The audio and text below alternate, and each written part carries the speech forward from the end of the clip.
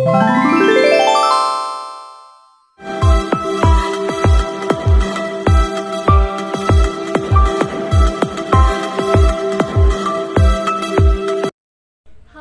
assalamualaikum. Welcome to my YouTube channel. Jangan lupa like, comment, and subscribe. Nah, di sini aku akan ngebahas mengenai kebijakan non penal, mulai dari pengertian kebijakan non penal dan apa sih yang menjadi tujuan dari kebijakan non penal itu sendiri. Nah, penanggulangan kejahatan atau yang biasa dikenal dengan politik kriminal memiliki ruang lingkup dan pengertian yang sangat luas. Adapun menurut Hufnagels, ada 3 upaya yang dapat dilakukan dalam menanggulangi kejahatan. Yang pertama, dengan penggunaan hukum pidana atau criminal law application. Yang kedua, pencegahan hukum pidana atau preventive without punishment. Dan yang ketiga, dengan cara mengarahkan pandangan masyarakat mengenai kejahatan dan pemidanaan lewat media atau influencing view of society on crime and punishment. Nah, ada 2 cara yang dapat dilakukan dalam menanggulangi kejahatan. Yang pertama, dengan cara kebijakan non penal.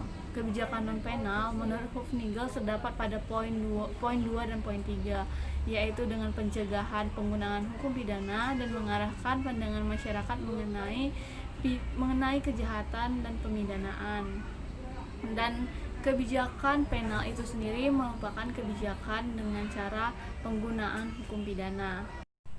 Secara kasarnya, antara kebijakan penal dan kebijakan non-penal dapat dibedakan menjadi kebijakan non-penal itu kebijakan yang bersifat preventif atau pencegahan sebelum terjadinya kejahatan.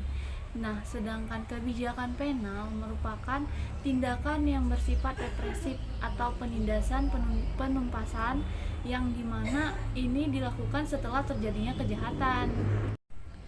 Mengingat kebijakan non-penal merupakan kebijakan yang bersifat preventif ataupun pencegahan, maka sasaran utamanya adalah menangani faktor-faktor kondusif antara lain berpusat pada masalah-masalah ataupun kondisi-kondisi sosial masyarakat, baik secara langsung maupun tidak langsung, yang dapat menimbulkan atau menumbuh-suburkan kejahatan.